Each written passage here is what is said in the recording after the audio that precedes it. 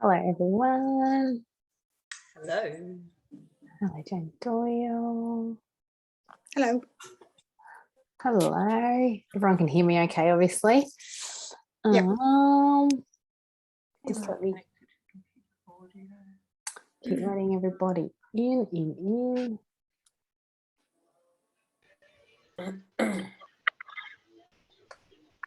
Alrighty. If there's anyone else in the waiting room, I'll let them in.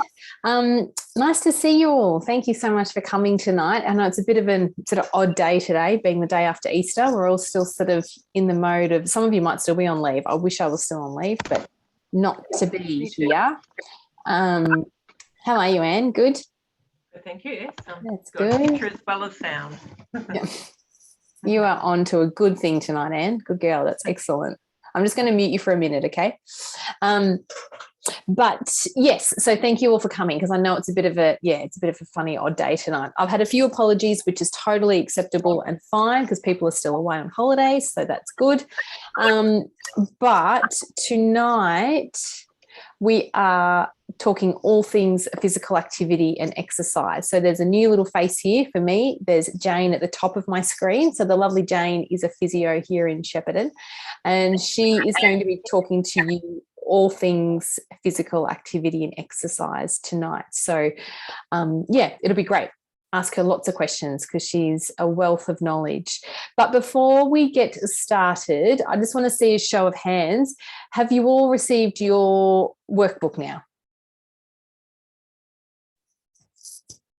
Thank goodness. That's wonderful. Okay. So hopefully you've all been able to have a bit of a quick look through that and sort of get familiar with some of the content, because like I'd sort of explained to you guys, it just sort of really adds to the learning that we talk face to face, but it's good to then be able to go back and do the extra reading. And again, particularly for tonight too. So there'll obviously be all the stuff about exercise, but then you'll be able to go after the session and then go and read up on, the important things that Jane's already touched upon. I just wanted to, as well, go around the room just to see whether there's been anything positive that's come out of the last few weeks since we last caught up, whether there's anything negative, anything's been hard, anything's been good. Does any comment on what you might have sort of been focusing on or working towards? I have muted everyone, so you just will have to unmute yourself when you speak, but I'm just going to start with my screen. Anne, have you had any comments to make on the last few weeks?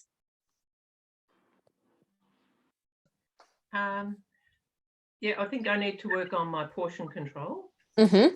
I found, because you could have almonds, but a handful of almonds is too many almonds. So that's what I've tried working on, and just trying to actually, because like I used to just skip lunch because I didn't really think I needed it. So I have been feeling less tired in the afternoon because I actually have been eating lunch. So. Amazing. Yeah, that is so good. That's one of my favorite things, when people say that they're actually eating a little bit more, and it actually does really start to have a positive impact on the rest of your day. So that's excellent. That's really, really good. The almonds thing, yeah, I mean, if you're feeling like you could be eating a bit less, as in you're feeling full a lot of the time, then yeah, perhaps look at reducing some of those snacks a little bit. But the best way to control portion control is to go by how you're actually feeling. If you're feeling really full and a bit uncomfortable, then yeah, perhaps you are consuming. Probably just keep eating them, but yeah. Yeah, they're a bit moreish, the old almond. But that's excellent, Anne. I'm thrilled. Thank you very much for sharing that. Melinda, do you have any comments you'd like to make? Just as well on my diet. So I guess my challenge in the last few weeks is on incorporating more vegetables in my diet. Especially the last few days, we've been eating out, or going to my sister's and having the food. So yeah, of course. Vegetables, yeah. Yeah, no. And that's, and look, Easter is part of life. So, I mean, if you've been eating a lot more than you normally would over this weekend, that's absolutely fine. That's part of life and it's for living. So that's excellent, Melinda. I'm thrilled to hear that you're increasing your fiber intake. That also makes me very, very happy. So good girl. Excellent. Marilyn, how are you? Just unmute yourself, Marilyn. Yeah. You got it?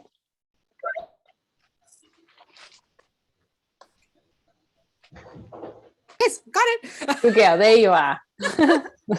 Sorry. No, you're not at Hello, all. everybody. Yeah, no, this last couple of weeks has been pretty good. Easter was always a challenge, but Yeah. back on the wagon again. So yeah, no, all Awesome. good. Yeah, wonderful. Yeah. That's great. And that in itself is a really important point to make as well. Just that you fall off the wagon, but as soon as you get back on again, then you're back in your rhythm and your routine again. It's when you fall off the wagon and remain on the ground off the wagon, that's when the problems can start to arise and things. So that's great that you're back on your wagon. Excellent. Good girl. Thanks, Marilyn. Joanne, how are you? I'm well. How are you, Katie? Yeah, good. Thank you. I'm on a very similar wavelength as these other ladies, but I'm trying to learn to trust myself. When I would have a breakfast and then go off to work, I would take morning tea, but I would sort of take 2 morning teas because you just never know, you might get that little bit hungry. And of course you eat the 2 morning teas. Of course. So I'm trying to learn to actually trust myself that I will survive. And just take one, like a handful of almonds or the piece of fruit or something like that. And guess what? I haven't died. Who would have known? Who would have known, Joanne? You've actually survived only having one morning tea. I've survived. Well, that is an amazing lesson to learn. Amazing lesson to learn. But that's such a common thing, that fear of what if I get hungry? You know, it's a really common thing. So, and I think, it does. It takes a little bit of practice to sort of feel that uncomfortableness of what is going to happen here. But just like you're learning, you do survive and you actually do work it out and you do get through your day on only one morning tea. So that is a wonderful lesson to learn. So wonderful. Excellent. Good on you, Joanne. Ro, are you there? I can sort of see that. Yes, I'm here. Oh, there you are. How are you? Hi, can you hear me? Yes, we can. Yeah, I'm good, thank you. Excellent. Yeah, I've been doing, as I think I said to you, I've been doing a keto thing, and it's been going really well. Yep. And I feel, generally really good with it. So, yeah, good. It's not feeling too hard. I mean, it's pretty. It's. I mean, I'm doing it to sort of see if I can crash my cholesterol. So no, it's pretty good. It's pretty. It's quite. It's reasonably strict, but then in other ways it's not. It's all the things you're saying, portion control, but it's eating over 50 grams of protein a day and under 50 grams of carbs, and sort of a bit reduced in the calorie section. So that's kind of it in a nutshell. And eating more protein because I tend to be more vegetarian, so I'm eating more fish and things like that. It's just keeping me fuller. Yeah, excellent. Well, that's good. I'm glad that the protein intake is helping you feel more satisfied. That's good. Yeah, excellent. All right, good. Thank you. Leonie, how are you? I'm fine, thank you. And you? Yeah, very well. And no worries for being a little bit late. That's absolutely fine. Sorry. Yeah, it's just come back from outside. No, you're fine. How's the last couple of weeks been for you? Yeah, and fine. I reduced the salt intake. Fantastic. Yeah, and also, I added some fiber containing, for example, cereal stuff in my morning milk intake. Yeah, good on you. Yeah. That's great. That's really good. How are you reducing your salt? What have you been doing? Yeah, usually I spread the previously I spread the peanut butter and then the pickle, then even the Vegemite, even the preserved tofu. Now just only a very small amount. of the chili paste with the little salty stuff in there. Yeah. Oh, good on you. That's excellent. You're making a really conscious effort to make some changes. That's great. Yeah, thank you. That's great. Good on you, Leonie. Thank you so much for coming. Carolina, can you hear me in there? Hi, yes, I'm here. Sorry, my camera is off. I'm in the middle of fighting COVID this week. Oh, no. Yeah, I don't look very well, so I'd rather stay off. Don't worry. Don't worry. I just didn't want to miss the session. But I guess for me, it's been quite difficult this last month or so because I had to travel overseas, so it's been quite difficult. But I think perhaps the salt intake is the main thing for me. So I'm starting to trying to influence my cooking and my husband's cooking on adding more herbs, spices, things like that instead of salt. Great. That's probably one thing I'm trying to do. And the main challenge has been adding some exercise to my routine. Yeah, but I'll eventually get there, hopefully. But yeah, you will. Yeah. Oh, absolutely. And you will. And I mean, I think as soon as you're not feeling very well, the first thing to go out the door is exercise, because you just don't feel like it. And there's no point pushing yourself. I'm sure Jane would agree, but there's no point pushing yourself to the, nth degree to exercise when you're just not feeling like it. Your body needs all of its energy to feel better and to recover and things. So there's not much point exercising whilst you're not feeling well anyway. So you just need to rest up. But you've done very well to get here tonight. So thank you very much for coming. But you just kick back and relax and you can listen to the soft tones of Jane Doyle tonight, okay? And without further ado, I'm going to pass over the hosting duties to, where is she, Jane? There she is. I'll make her the host and then I'm going to silence myself, okay? So you'll just hear from Jane from now on. Thank you, Jane. Thank you, Katie. Before we get started, I will just make sure that I've got a video coming up later. So I want to make sure you'll all be able to hear it. But can't find. All right, let's get the presentation up. Oh, this one. Okay, can everybody see the presentation okay? Yes. Fantastic. Excuse me, yes. All right, let's get this page up and get started. Okay, thank you. So tonight we'll be talking about exercise and all things physical activity. It's based around making physical activity practical so that you can do it fit it into your day-to-day life and hopefully not make it feel as much of a burden and as much of a chore rather than just something that you do every day and it's more practical advice.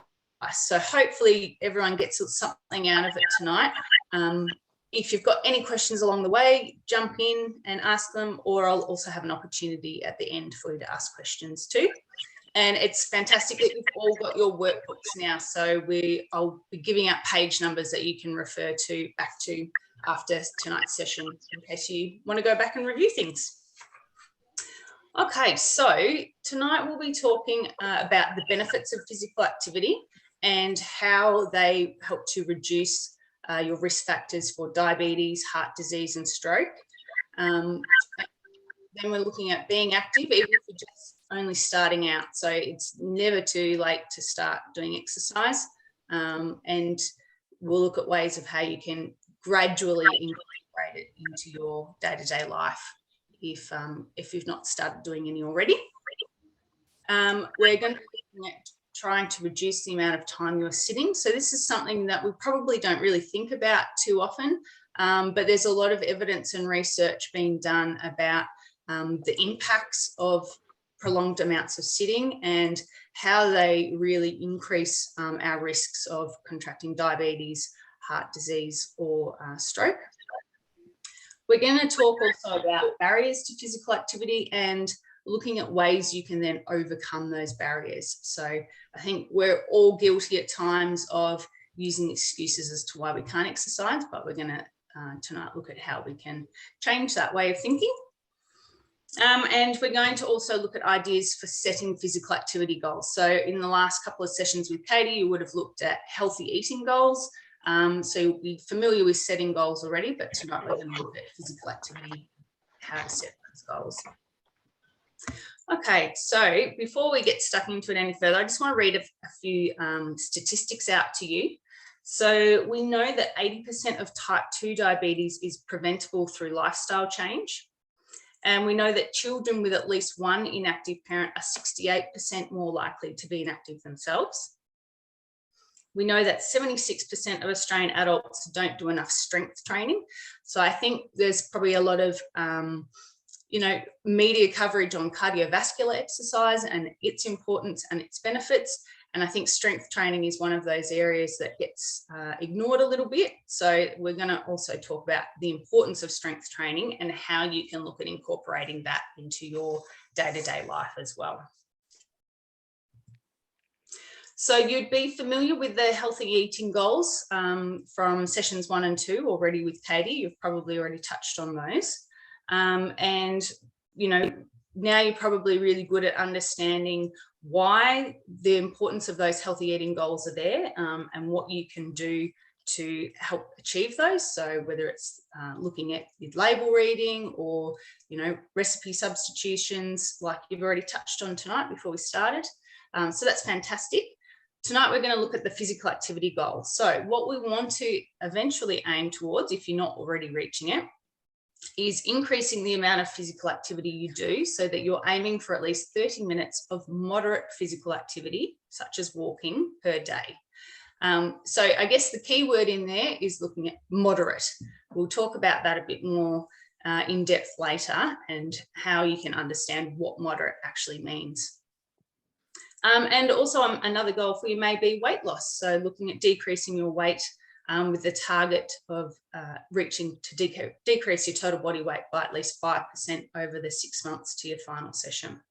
So hopefully after tonight's presentation, you'll have a little bit more of an understanding about how you can reach that physical activity goal.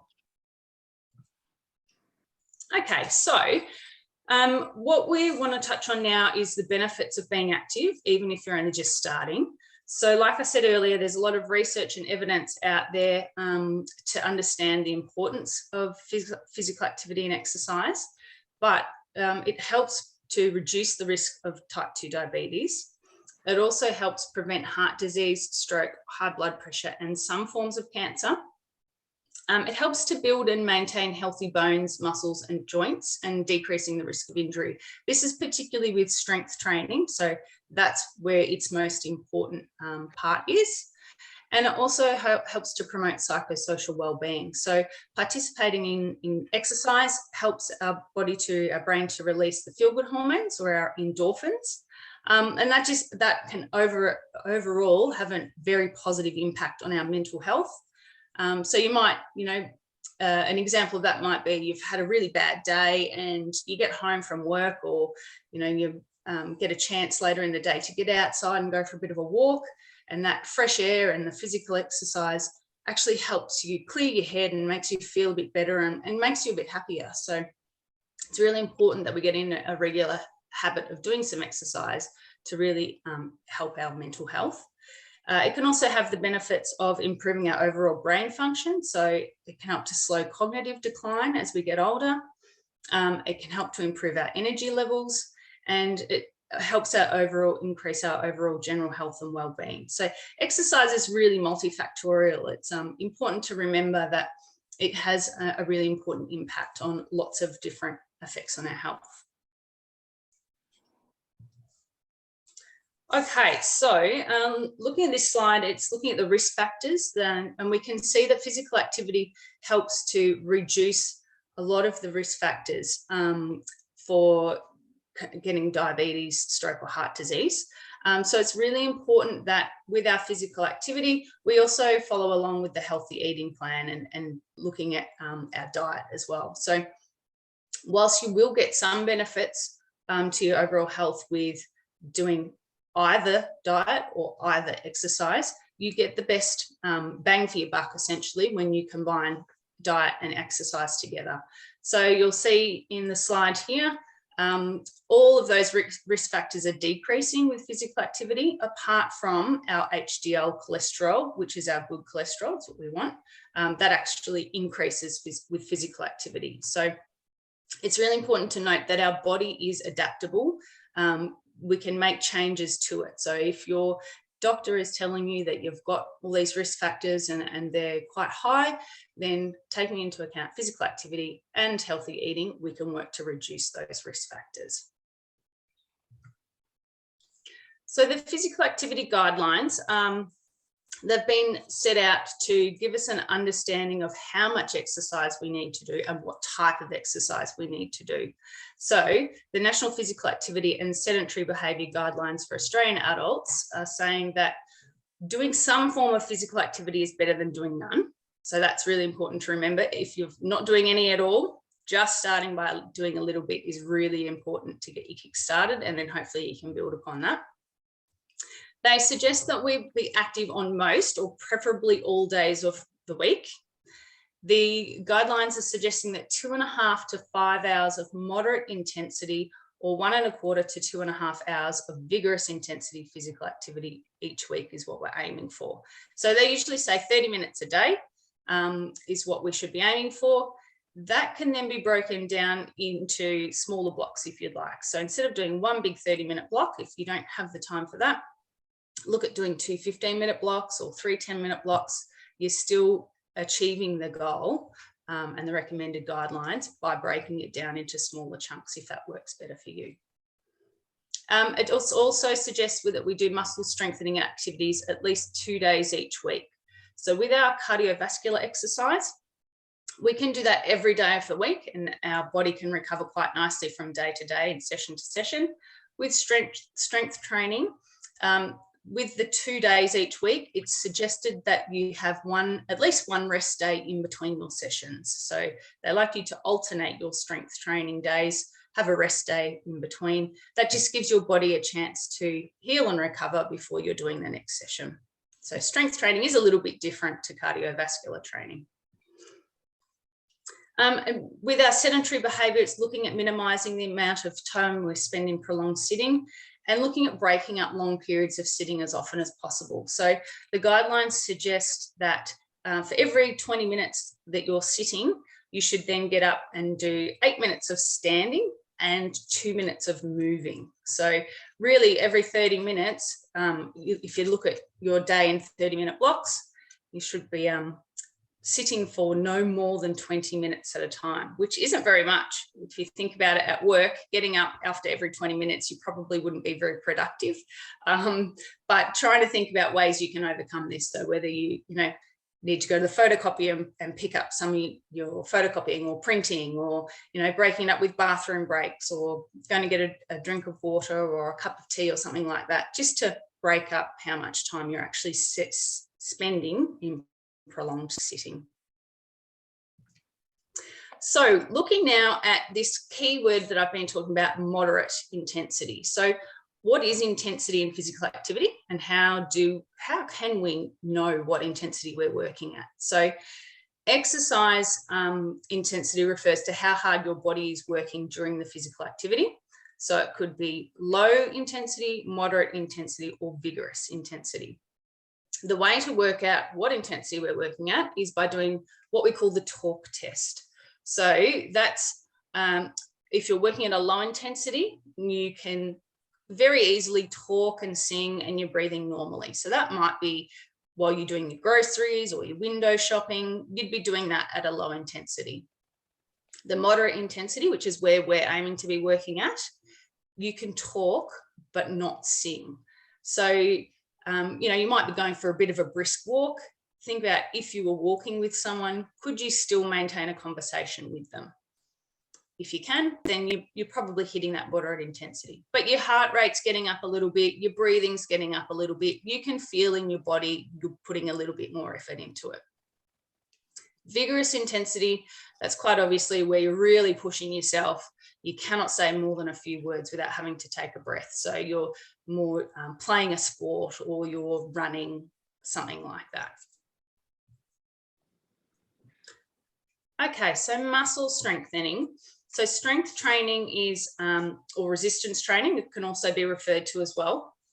It's physical activity that makes your muscles work against a weight or a force. As I've already mentioned, the Australian guidelines recommend that we do it at least 2 days each week.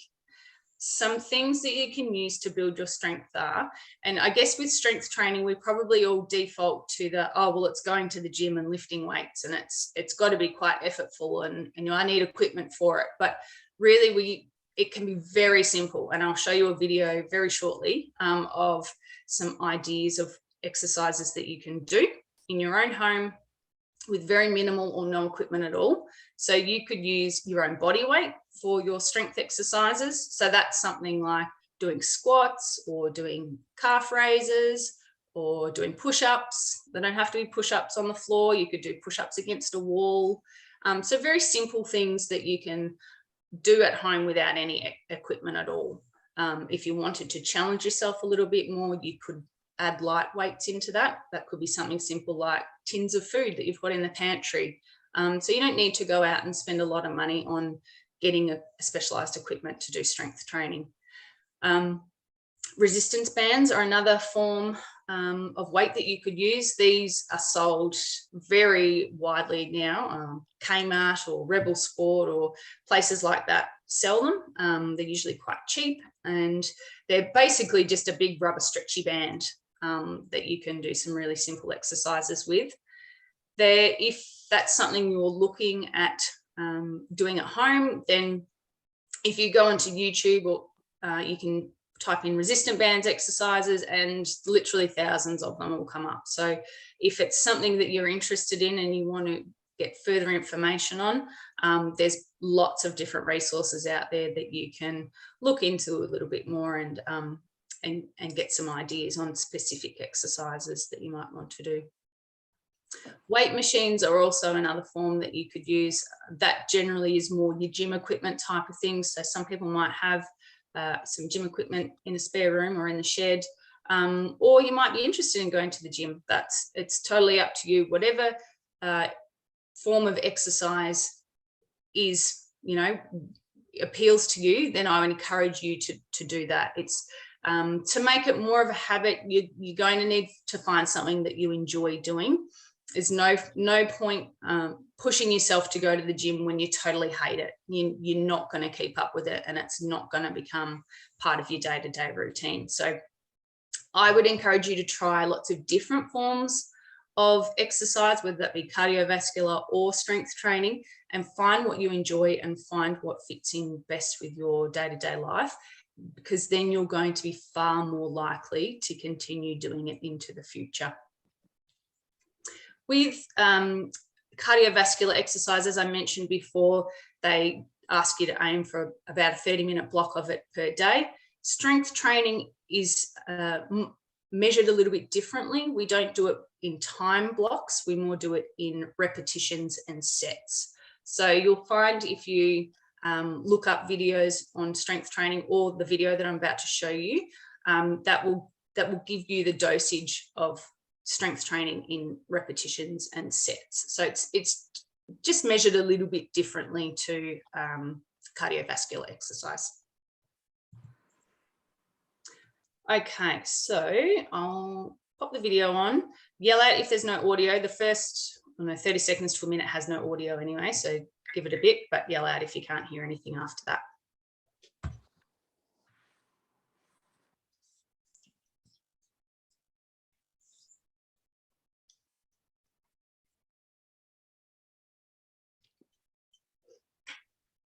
Hello, my name's Lisa Purcell. I'm the physical activity expert at the British Heart Foundation. I'm here today to take you through some exercises with these stretchy bands called resistance bands. They're relatively easy to get hold of, they're cheap and they're convenient. You can take them anywhere, you can put them in your bag, take it to work, take it away with you and do it in your hotel room, and they're great for different levels of abilities. You can do things standing up and also sitting down. It's recommended that we do strength type activities at least twice a week, and resistance bands are great for strengthening your muscles. They help with your balance and coordination, can help prevent osteoporosis and improve your quality of life. There are different types of resistance bands. This is the simplest one. You can also get resistance bands with handles. These are great for beginners. Things to remember with these types of resistance bands is to get a firm grip on the end of the band. This exercise is called the lateral raise. It works your shoulder muscles. To start with, place the resistance bands under your feet, feet shoulder width apart, knees slightly bent, tummy tucked in, shoulders rolled back. Have your palms facing in towards your hips, and then slowly raise your hands up to shoulder height, keeping your elbows soft and not locked out, and then slowly lower back down towards your hips. This exercise is called the squat, which is really good for our upper leg muscles and also our bottom muscles. Slowly lower down towards the floor, sticking your bottom out and back, and then come back up to standing, making sure you don't lock your knees out. And then repeat the exercise, lowering down to the floor and back up again. This exercise is called the bicep curl and is good for the muscles at the top of our arms. Slowly raise your palms and twist your arms towards your shoulders, and slowly lower again so that your palms are facing your hips. Breathe out on the effort and in. This exercise is called the tricep press and is great for the muscles at the back of your arms. People like to get rid of those bingo wings, and this is great for that. Start with your arm straight above your head, pointing to the ceiling. You can place your other hand on your elbow to add a little bit of stability. The main point here is to try and keep your elbow as close to your head as possible. And then bend your arm at your elbow to 90 degrees, and then straighten your arm back up to the top. This exercise is called the leg press and is great for the muscles at the top of your legs called your quadriceps. Start by straightening your leg out in front of you and looping the resistance band around the middle of your foot. Soften your knee and then slowly bend your leg up towards your chest and then straighten it out back to the starting position. This exercise is called the calf press and works the muscles on the back of your lower leg. Start by extending your leg out straight in front of you. Remember to keep your knee slightly bent. Begin the exercise by pointing your toe towards the floor and returning it back up towards the ceiling. Remember to keep your knee slightly bent, point your toe towards the floor and then back up to the ceiling. This exercise is called the chest press and is great for the muscles at the front on your chest. Start with the band behind your back, your elbows bent and level with your body. Remember to keep your back nice and straight and slowly push forwards with your hands so they're in front of your body, and then take it back. Okay, so they're really quite simple exercises that you could do at home. You don't need to have the resistance band to do them. You could do them without any weight or with a light weight in your hand. So Katie will send out the link to this video in an email after the presentation if you're interested in referring back to it. But yeah, as I said, find any strength exercise video that you might be interested in and have a little go. A way to incorporate them into your day-to-day routine is, you know, at home, if you're sitting on the couch at the end of the day watching some telly, every ad break that comes on, do a few exercises for the ad break. You know, pick one half-hour TV show to do the exercises for, and then you've done it for the day. Or while you're at work, if you get an opportunity, one of the ways you could break up the amount of sitting you do during the day is to have a little stand up and a little break to do a few of those strength exercises. Okay,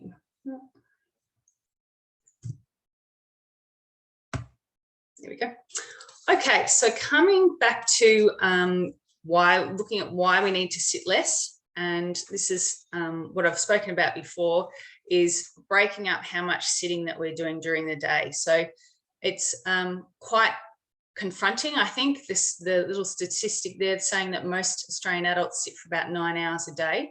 And the reason why it's so important that we break up how much sitting we're doing is that there's been lots of research done that's suggesting that too much sitting has been linked with increasing obesity rates, diabetes, heart disease, and stroke. So really important to try and get out of that habit.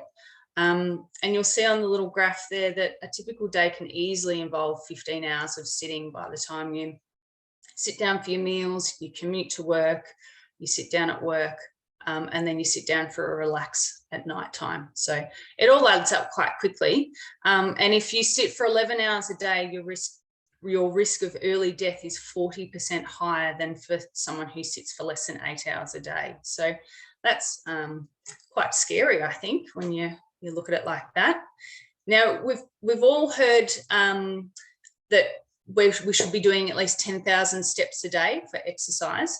That's a bit of an arbitrary figure that's kind of been pulled out of the air. It was actually a marketing campaign, I think, done by the Japanese for a pedometer a long time ago. But there's been some recent research done on it, which came out last year, actually. And that's actually suggesting that 7,500 steps is the optimal number to look at achieving every day. So looking at most people these days have got a Fitbit or a Garmin or use their smartphone to track their steps. So using that 7,500 steps per day total, aiming towards that is a good way to start. If you're not there yet, don't stress about it. Just look at gradually trying to increase that throughout the day. They say that less than 5,000 steps is classified as a sedentary lifestyle. So you're definitely spending too much time in sitting if you're doing less than 5,000 steps. And they say between 4,500 and 6,000 is considered the minimum to avoid increasing your risk of metabolic disease. So some figures there to hopefully get you aiming to do a little bit more walking. I often have people say to me, well, in my job, I'm spending all day on my feet. So, surely I'm getting enough exercise doing that and I don't need to go and do a specific, opportunity to get exercise. What I then say to people is, well, thinking about the intensity, when you are at work, are you hitting that moderate intensity level? If you're not, then yes, you do need to go and do a designated exercise, a cardiovascular session. If you've got a really busy job and yes, you are working at moderate intensity for at least 30 minutes, then yep, you've already got it. So thinking about, you might be on your feet lots during the day, you might be getting that 7,500 steps, but is any of that working at a moderate intensity for 30 minutes? So that's probably the best guide to go by for exercise. All right, so looking now at barriers for physical activity. As I said before, we're all guilty of doing this at some stage in our life, making excuses for why we can't exercise. But I want you to flip that and think about, okay, well, how can I exercise? How can I get this into my day-to-day lifestyle? So this is on page 70 of your workbook. After tonight's session, what I would like you to do is at some point go back and look at these list of barriers and tick or highlight which ones apply to you. And once you've then acknowledged what your barriers are, that's when you can then look at trying to overcome those barriers. So to give you a little example, the first one there, I'm too busy to do 30 minutes of exercise.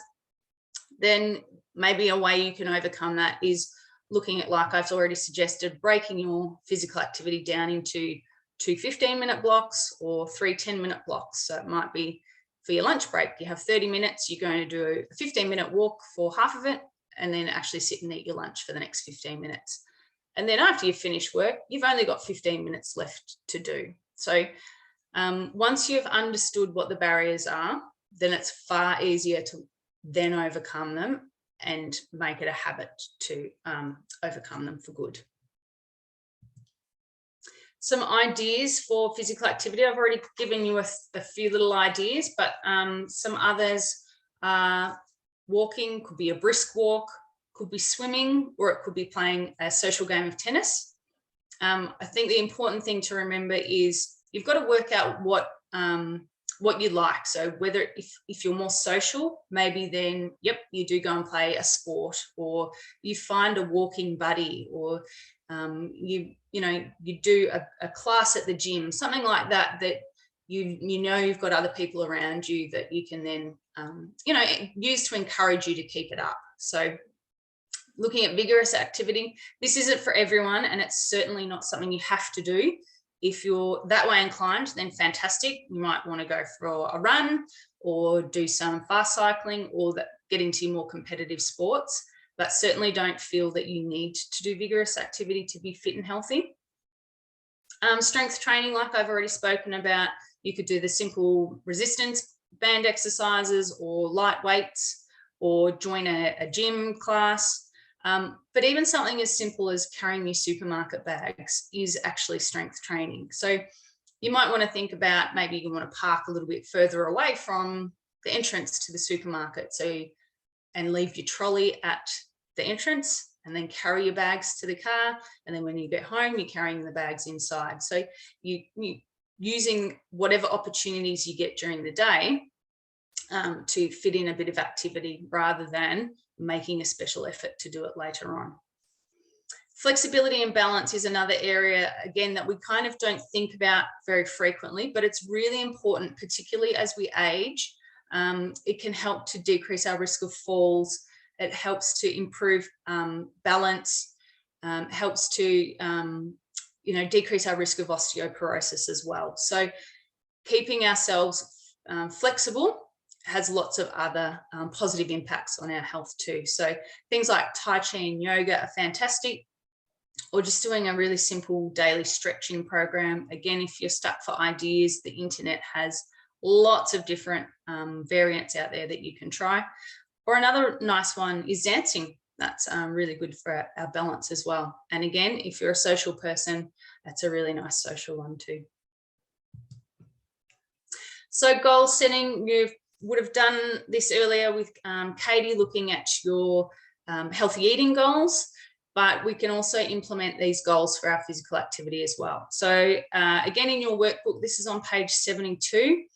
Go back and have a go at these, and think about looking at setting up your own physical activity goals. Remembering when we're doing goals that we want to make them SMART goals. So make them specific, make them measurable, achievable, realistic, and give them a time frame. So by making SMART goals, they're going to give you much more direction and help you to make those changes permanent.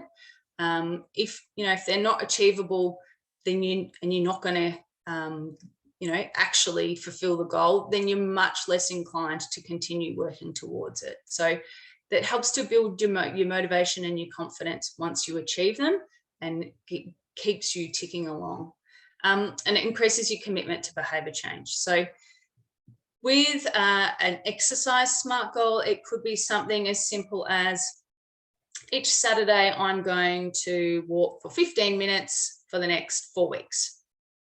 Okay, so once you've achieved that goal, then you want to make it a little bit harder, and just gradually build it up that way. There's no point in saying, I'm going to walk for 30 minutes 6 times a week for the next month, if you've never done any physical activity before, because your chances of actually achieving that are very slim, and then you're going to fall off the wagon, and it's going to be hard to get back up again and continue on. So making them very, very achievable and realistic is really the key to then continue on and build your successes. So some ideas for setting your physical activity goals. This again is in your workbook on page 73. What I would encourage you to do is to go through it and answer these questions and tick the boxes to whatever is relevant to you. And then it will give you some ideas of how you can achieve and what you might like to achieve with your physical activity. So it's looking at very simple things. And, you know, do you take the stairs instead of the lift or the escalator? Do you park your car far away from where you want to go? No, if that's a no, park a bit further away and then look at walking at your moderate intensity to get to the destination. So then you're hitting that 30 minutes, or you're breaking off a bit of that 30-minute overall amount while you're getting other jobs done. So this will then help to really guide you to making your overall 30 minutes a day more achievable to achieve. Okay, so we're looking at doing a 3-day food and physical activity, diary 2. This is in your workbook on page 74 and 75. So going back to the goal setting and thinking about incidental activity and what you're doing each day and how you can ensure that you're active every day. So by doing a diary, you then work out, okay, what am I doing at the moment and where do I need and what do I need to do to get to this overall goal of at least 30 minutes of physical activity a day. So it's got the little example there of a food diary entry, and it's being really specific with what you're putting in the diary. So, you know, it's got there for the example, you're putting 1 cup, you're having 1 cup of cornflakes with half a cup of full cream milk, 1 ham and cheese sandwich on white bread. So if you're being that specific with your food diary, you also need to be really specific with your exercise and physical activity diary as well.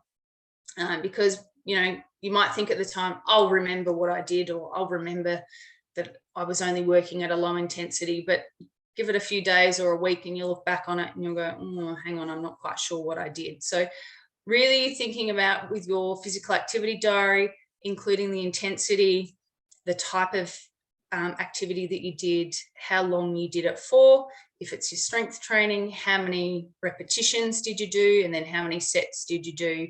And also it can be really good to put in how you felt after you did it as well. So then, you know, looking back in a month's time, you could think, wow, well, I only did 15 minutes of activity and I felt really tired at the end of it. You do that same amount of activity a month later and you feel really good. So, you know, then it's a nice way to see your progress and track your progress and give you a bit of, inspiration, encouragement to continue building on that. So yeah, be very specific.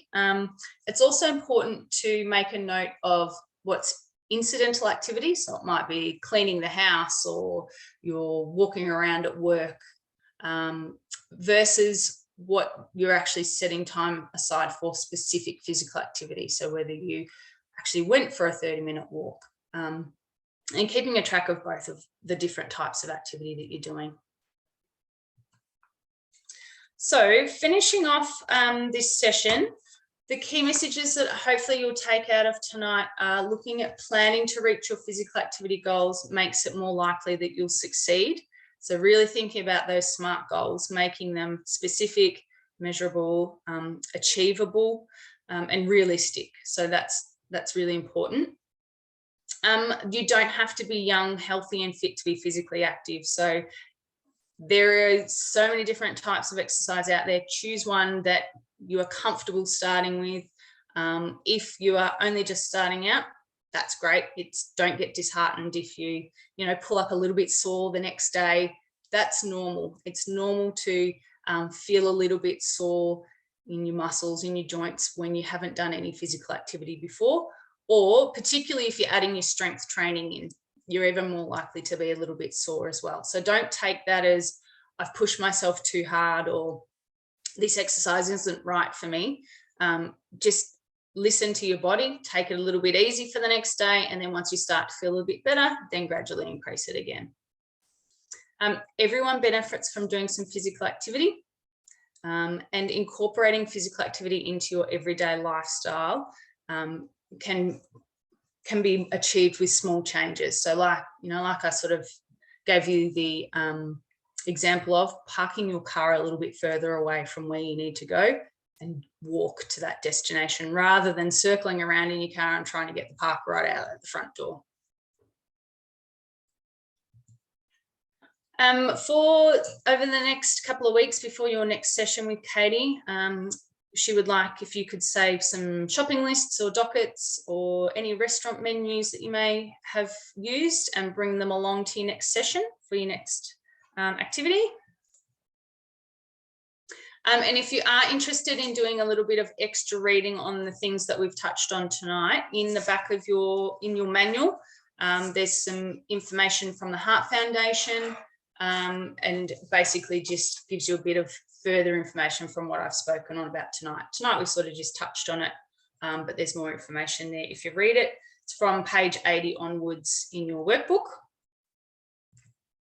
And I've just added in some ideas of places that are local to you that you might be interested in trying if you're not already involved in them, to try and get involved in physical activity. So Park Run is held all across the state, usually a Saturday morning, and don't be scared off by the name Park Run. It's definitely something that you can walk or take at your own pace. It's usually a very social thing, you know, there's lots of encouragement. There's all different abilities and levels there. So don't feel that you need to have any fitness under your belt before you turn up. Just turn up, and it's free, which is even better. There's also the Live Life Get Active program. Katie will send out the website link to that, but that again is held across the state, free, and it's usually a 45-minute program on a night each week, and it's got a couple of different sessions that they run. So one's more of a strength-based and one's more of a cardiovascular-based one. So you can get involved in one of those programs. Or the Heart Foundation has on their website a 6-week walking, you know, it's like a weekly email gets sent out to you with some ideas and tips on things you can do for that week, and helps you keep you a bit motivated by, you know, giving you some specific ideas and specific videos to follow along with. So it runs for a 6-week period, but you can then use the resources beyond that. Again, free, so it's very simple to join up to. Or if you're so inclined, you could join a gym or get a personal trainer. Not for everyone, but if that's what keeps you motivated and that's what you like to do, then I would definitely recommend, if you are joining up a gym and you've never been before, get an appointment with one of the trainers there and get them to take you around the gym, show you how each of the pieces of equipment work. Even they often do an assessment as well and see what your fitness level is like before, and then they'll reassess you after a certain amount of time as well, so you can see your improvements as well. But if you're going to a gym, definitely get someone to show you how to use the machines. The last thing you want to do is injure yourself when you've only just started your physical exercise journey, then it's going to set you back. So yeah, make sure you make use of all the staff at the gym. Your next session with Katie, session 4, is on Tuesday the 3rd of May. So bring your things along to that. And that's it for tonight. Does anybody have any questions?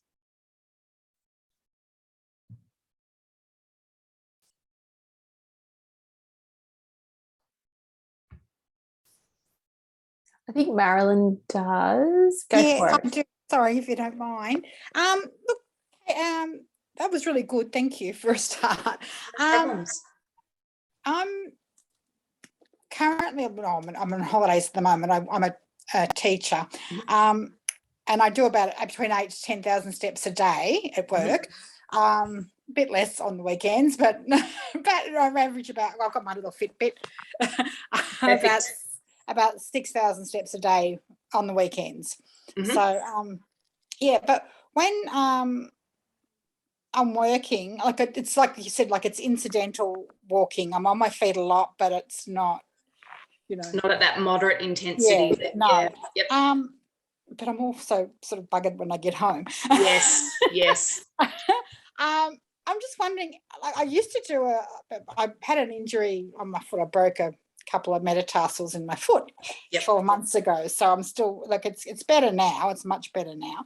I've got a ganglions from it, but that's neither here nor there. Is there something like a low impact HIIT workout or something that goes for about 5 to 7 minutes of a nighttime thing I could do? Or yeah, if you looked on YouTube, you would find something, no doubt, on there. The other option is, going to your local gym and seeing what sessions they have. They'll be obviously longer than 5 to 7 minutes. But if you're looking for a low impact, my suggestion would be doing some water aerobics or something like that. I know the pool's not for everybody, but particularly if you've had a foot injury, that would be a great form of exercise for you. But if you're wanting something short, look on YouTube and it'll give you lots of suggestions. Just try a few different ones until you find one that you like. And that that's the thing that you said about livelifegetactive.com.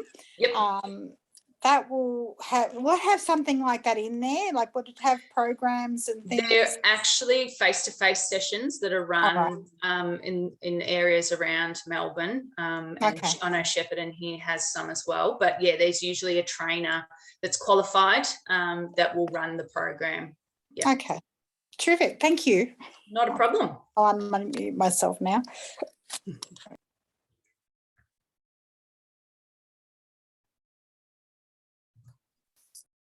Excuse me, I have a question. Thank you for the nice presentation. Is there any specific time of the day for as the best time for the exercising? Yeah, good question. No, there's not. It's whatever you prefer. Some people are morning people and they love getting up and doing their exercise first thing, and it gives them energy for the day and gets them set up for the day. That's not me. I'm certainly not one of those people. Other people are at the end of the day, they've finished work for the day or finished getting all their jobs done for the day, and it's a way of sort of switching off and burning any excess energy. But it's really whatever suits you. If your lunch break works best, go for it. Whatever works for you. Thank you. That's okay. They do recommend not doing exercise straight before you want to fall asleep. That's probably the only thing I'd qualify it and say, don't do it in the half an hour before you're about to jump into bed, because then you'll be wide awake. But any other time is fine. There's one, I did this one during lockdown, I found it. So it's called Victoria Together Living Stronger Exercises. I don't know if it's actually even still there, but I found that quite good. Fantastic. Yeah, in the area that you live, there's usually lots of different community programs that run. Often might do your head interesting. When we couldn't walk out the door. Yeah, and I think in some ways COVID's been a bit of a blessing because a lot of things have gone online. So there's a lot of different options out there. If you don't want to get out of the house, you can still get them done at home. Yep.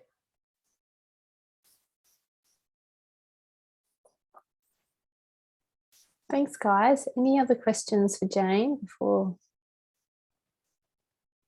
all sorted? Well, even if you do suddenly think of something tomorrow, you can always email me, and I can, if I'm unsure, I can always check with Jane anyway. So that's all very easy.